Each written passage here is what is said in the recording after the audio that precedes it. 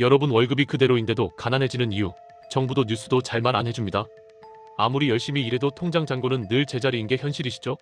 물가도 오르고 이것저것 나갈 돈은 많은데 들어오는 돈은 그대로라 답답하셨죠? 해외여행 가격은 하늘 높은 줄 모르고 수입품 가격도 계속 오르고 있습니다. 설상가상으로 변동금리 대출 받으신 분들은 매달 나가는 이자가 몇만 원씩 더 늘어나고 있어요. 도대체 뭐가 문제일까요? BIS 국제결제은행에서 발표한 최근 데이터를 보면 충격적입니다. 우리나라 원화의 명목 실효 환율 지수가 86점대까지 하락했습니다. 전 세계 37개 주요국 통화와 비교했을 때 우리 돈의 가치가 하위권에 머물고 있다는 뜻입니다. 지금 여러분 주머니 속 만원짜리 한 장의 가치가 그만큼 약해졌다는 겁니다. 오늘 영상 하나로 명목 실효 환율이 뭔지부터 원화 약세의 구조적 원인 3가지, 그리고 내 지갑을 지키는 실전 전략까지 모두 알려드립니다. 안녕하세요. 복잡한 경제를 쉽게 나누는 나눔경제입니다. 시작 전 구독과 좋아요는 사랑입니다. 자, 그럼 당신의 통장 잔고에서 먼저 시작되는 진짜 경제 위기, 본격적으로 파헤쳐 보겠습니다. 우리가 평소에 보는 환율은 보통 원달러 환율 하나뿐이잖아요. 뉴스에서 환율이 올랐다고 하면 미국 달러 한 달러를 사는데 우리 돈이 얼마나 드는지만 보여줍니다. 그런데 이건 미국 달러하고만 비교한 거예요. 우리나라는 미국하고만 장사하나요? 아니죠. 중국, 일본, 유럽, 동남아시아 전 세계랑 거래합니다. 그러니까 진짜 우리 돈의 가치를 알려면 전 세계 주요 나라들 돈이랑 전부 비교해봐야 됩니다. 이게 바로 명목 실효 환율입니다. 여러분이 과일 가게를 운영한다고 상상해보세요. 사과 한 개 가격만 보고 과일 가게 물가가 싼지 비싼지 판단할 수 있나요? 안 되죠. 빼, 포도, 귤, 딸기 전부 봐야 됩니다. 환율도 마찬가지예요. 미국 달러 하나만 보면 전체 그림을 놓치게 됩니다. BIS에서 발표한 최근 데이터가 그 증거예요. 우리나라 원화의 명목 실효 환율 지수가 86점대 중반까지 하락했습니다. 이 숫자는 2020년을 100으로 잡았을 때 지금 우리 돈의 가치가 약 13%에서 14% 정도 떨어졌다는 뜻입니다. 전 세계 37개 주요 통화랑 비교한 결과입니다. 더 우려스러운 건 이 하락폭이 전 세계 주요국 중에서도 상당히 큰 편에 속한다는 겁니다. 실제 사례를 하나 볼까요? 2015년에 여러분이 5천만 원을 가지고 있었다고 칩시다. 그때는 수도권 아파트 전세 보증금으로 쓰기 충분했습니다. 중소형 아파트 한 채 전세 들어가고도 돈이 남았어요. 그런데 최근 5천만 원 가지고 뭘 할 수 있을까요? 같은 지역 비슷한 조건 아파트 전세 보증금의 절반도 안 됩니다. 돈의 액면가는 똑같은 5천만 원인데 살 수 있는 것, 할 수 있는 선택지가 절반으로 줄어든 겁니다. 이게 바로 원화 가치 하락의 실체입니다. 그럼 뭐가 문제냐고요? 우리가 수입하는 모든 물건 가격이 올라갑니다. 석유, 천연가스, 밀가루, 반도체 부품 전부 외국에서 들여오잖아요. 원화 가치가 떨어지면 똑같은 물건을 사는데 더 많은 돈을 내야 됩니다. 여러분 월급은 그대로인데 마트 가면 물가는 계속 오르는 이유가 바로 이겁니다. 많은 분이 흔히 하는 착각이 있어요. 환율이 오르면 우리 물건을 외국에 싸게 팔 수 있으니까 수출 기업들한테는 좋은 거 아닌가요?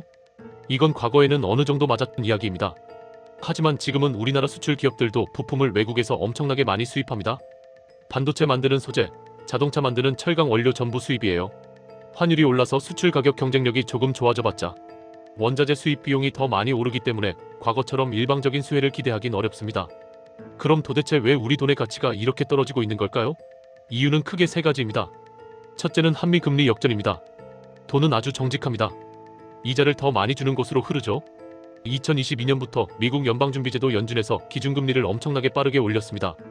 2021년에 0.25%였던 미국 금리가 2023년에는 5.5%까지 올라갔어요. 반면 우리나라 한국은행은 3.5%까지만 올렸습니다. 금리 차이가 최대 2%포인트 이상 벌어진 겁니다. 여러분이 투자자라고 생각해보세요. 한국에 돈 맡기면 이자 3.5% 주고 미국에 맡기면 5.5% 줍니다. 어디에 맡기시겠어요? 당연히 미국이죠. 전 세계 투자자들이 똑같이 생각합니다. 그래서 한국에 있던 달러가 미국으로 빠져나갑니다. 달러가 빠져나가면 환율이 오릅니다. 너무나 단순한 원리입니다. 실제로 2022년 3월 한미금리가 역전된 시점부터 원달러 환율이 1200원대에서 1400원대로 급등했습니다. 둘째는 경상수지 악화 추세입니다. 경상수지가 뭐냐면요, 쉽게 말해서 나라의 가계부입니다. 우리가 외국에 물건 팔아서 번 돈에서 외국 물건 사는데 쓴 돈을 뺀 겁니다. 플러스면 흑자고 마이너스면 적자죠. 우리나라는 1998년 외환위기 이후로 쭉 흑자를 유지해왔어요. 그런데 최근 몇 년간 분위기가 바뀌고 있습니다. 반도체 수출이 둔화되고 에너지 수입 비용이 늘어나면서 흑자 폭이 크게 줄어들거나 일부 기관에는 적자로 전환되는 모습을 보였습니다. 한국은행과 산업통상자원부 발표를 종합하면 월별 경상수지가 플러스와 마이너스를 오가는 불안정한 패턴을 보이고 있습니다. 가계로 치면 수입과 지출 격차가 좁아지면서 저축 여력이 사라지는 상황입니다. 이러면 외화 유입이 줄어들고 환율 상승 압력이 커질 수밖에 없습니다. 셋째는 외환 보유액의 구조적 한계입니다. 우리나라 외환 보유액이 최근 기준 4,100억에서 4,200억 달러 수준을 유지하고 있습니다. 언뜻 보면 엄청 많은 것 같죠? 그런데 시장에서는 실제 유동성 외환이 제한적이라는 분석도 존재합니다. 외환 보유액의 상당 부분은 미국 국채 같은 증권으로 묶여 있어서 급하게 현금화하기 어렵다는 지적이 있어요. 더 큰 문제는 우리나라 단기 외채 규모입니다. 한국은행 자료에 따르면 1년 안에 갚아야 하는 단기 외채가 1,600억에서 1,700억 달러 수준입니다. 외환 보유액에서 단기 외채를 빼면 실제 여유 자금이 생각보다 많지 않습니다. 여기에 경상수지 흑자폭까지 줄어들면 외환 확보 능력이 약해지는 구조입니다. 이쯤 되면 이런 생각 드실 겁니다. 그럼 서민은 도대체 뭘 하라는 거야? 정확히 그 질문에 답하기 위해 지금부터 여러분 생활에 미치는 구체적인 영향을 짚어보겠습니다. 환율이 오르면 제일 먼저 타격받는 게 바로 여러분의 생활비입니다. 한국은행 연구에 따르면 환율 상승은 수입 물가에 유의미한 압력을 주는 것으로 분석됩니다. 품목에 따라 영향은 다르지만 체감 물가는 빠르게 오릅니다. 첫 번째 타격은 기름값입니다. 우리나라는 석유를 거의 전량 수입합니다. 환율이 오르면 똑같은 양의 석유를 사는데 더 많은 원화가 필요합니다. 주유소 기름값이 오르고요. 기름값이 오르면 운송비가 오릅니다. 운송비가 오르면 마트에 진열된 모든 상품 가격이 올라갑니다. 과일, 채소, 고기, 생선, 과자, 음료수 전부요. 두 번째 타격은 밀가루 가격입니다. 밀가루도 대부분 수입합니다. 환율 상승으로 수입 밀가루 가격이 오르면 빵, 라면, 과자, 치킨, 피자 모든 밀가루 들어가는 음식 가격이 오릅니다. 실제로 2022년 환율이 급등했을 때 라면 가격이 크게 올랐습니다. 최근에는 한 봉지에 1,000원을 훌쩍 넘는 제품들이 늘어났고요. 세 번째 타격은 전기요금입니다. 우리나라 발전소는 석탄과 천연가스를 태워서 전기를 많이 만듭니다. 석탄과 천연가스도 전부 수입이에요. 환율이 오르면 발전 원가가 올라가고 결국 전기요금 인상 압력으로 이어집니다. 그런데 진짜 무서운 건 따로 있습니다. 바로 대출 금리 인상 압력입니다.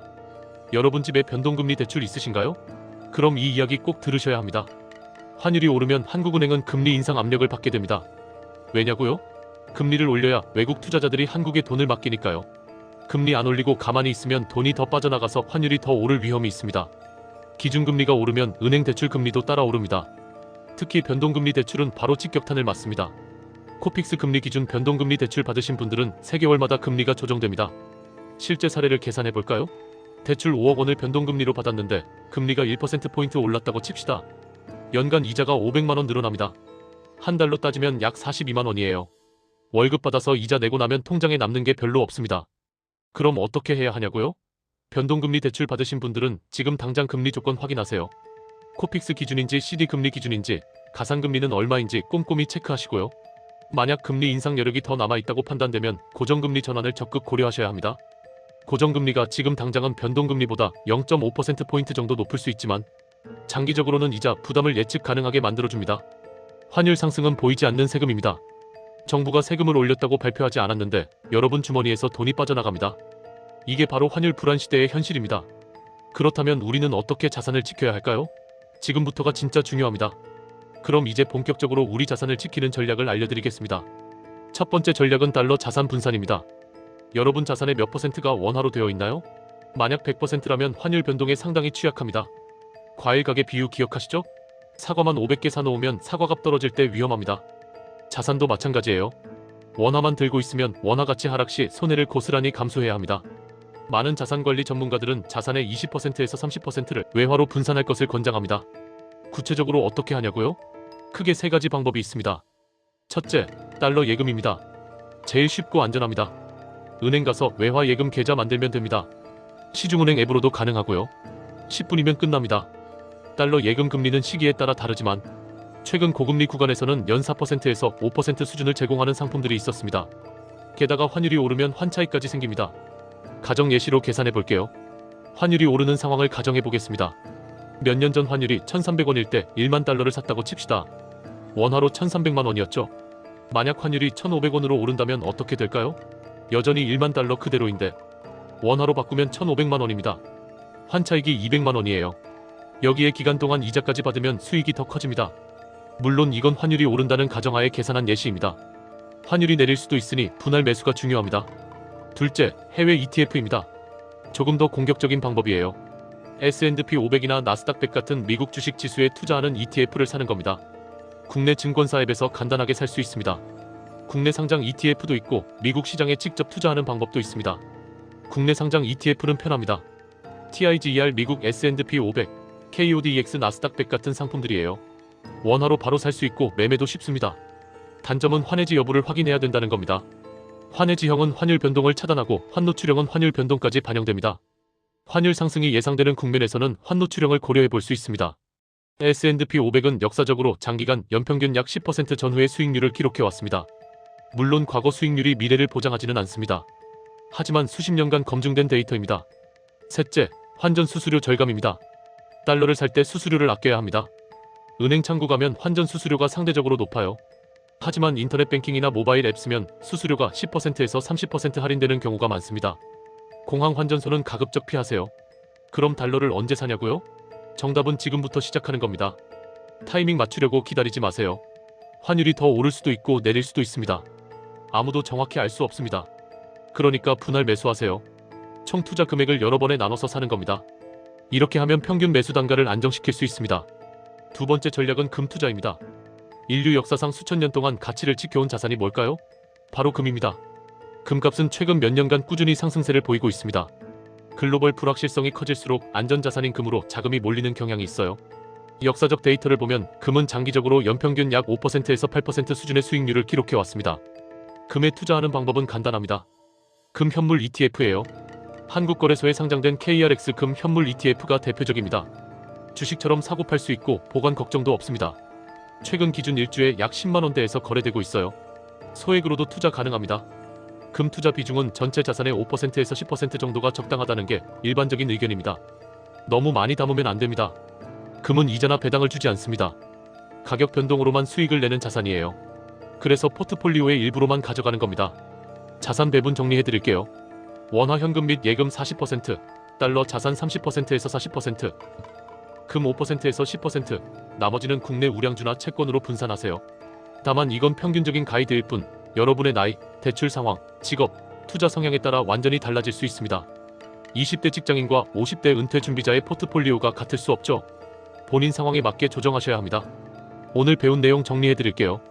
첫째, 원화 명목 시료 환율 지수 86점대 하락은 구조적 경고 신호입니다. 둘째, 환율 상승의 원인은 한미 금리 역전, 경상수지 악화 추세, 외환 보유액의 구조적 한계입니다. 셋째, 환율 상승은 수입 물가 상승, 대출 금리 인상 압력, 생활비 증가로 이어집니다. 넷째, 자산 방어 전략은 달러 자산 20%에서 40%, 금 5%에서 10% 분산이 핵심입니다. 명심하세요. 환율은 예측하는 게 아니라 대응하는 영역입니다. 환율이 더 오를지 내릴지는 아무도 확실히 알 수 없습니다. 하지만 분산 투자로 위험을 줄일 수는 있습니다. 원화 100%로 들고 있으면 환율 변동에 무방비로 노출됩니다. 하지만 달러와 금으로 일부 분산해 놓으면 환율이 오를 때 손실을 상쇄할 가능성이 있습니다. 지금 당장 시작하세요. 오늘 점심시간에 은행 앱 열고 외화 예금 계좌 만드는데 딱 10분이면 됩니다. 증권 앱 켜서 KRX 금 현물 ETF 한 주만 사보세요. 10만원 되면 가능합니다. 행동하지 않으면 아무것도 바뀌지 않습니다. 월급 받으면 자동 이체 설정하세요. 매달 일정 금액을 달러 예금이나 해외 ETF에 기계적으로 넣는 겁니다. 감정 배제하고 시스템으로 움직이는 게 제일 안전합니다. 환율 떨어질 때 기다리지 마세요. 분할 매수로 평균 단가를 안정시키는 게 합리적인 접근입니다. 단, 절대 잊지 마세요. 3년 이내 쓸 돈은 건드리지 마시고요. 빚이 있으면 빚부터 갚으세요. 대출 금리가 5%인데 투자로 3%에서 4% 수익 내봤자 실질적으로는 마이너스입니다. 빚 없는 상태에서 여유 자금으로 투자해야 합니다. 그리고 이 영상의 내용은 개인적인 의견이며 투자 권유가 아닙니다. 투자의 최종 결정과 책임은 본인에게 있습니다. 10년 후 여러분은 두 부류로 나뉩니다. 환율 불안을 보고 미리 대응했던 사람과 그냥 지나쳤던 사람? 어느 쪽이 되고 싶으세요? 경제 위기는 뉴스에서 시작되지 않습니다. 통장 잔고에서 먼저 시작됩니다. 환율을 이해하는 순간 자산 방어의 절반은 이미 끝난 겁니다. 대한민국 경제가 어려움을 겪는다고 해서 개인까지 어려울 필요는 없습니다. 내 자산은 내가 지켜야 합니다. 정부와 한국은행이 모든 걸 해결해 줄 거라고 기대하지 마세요. 스스로 준비하는 사람만 살아남습니다. 오늘의 나눔 경제 내용 좋으셨다면 구독, 좋아요 부탁드립니다. 여러분은 환율 불안 시대를 어떻게 준비하고 계신가요? 댓글로 의견 나눠주세요. 시간이 여러분 편입니다. 단, 지금 시작하는 사람에게만 해당되는 이야기입니다. 지금까지 나눔 경제였습니다. 감사합니다.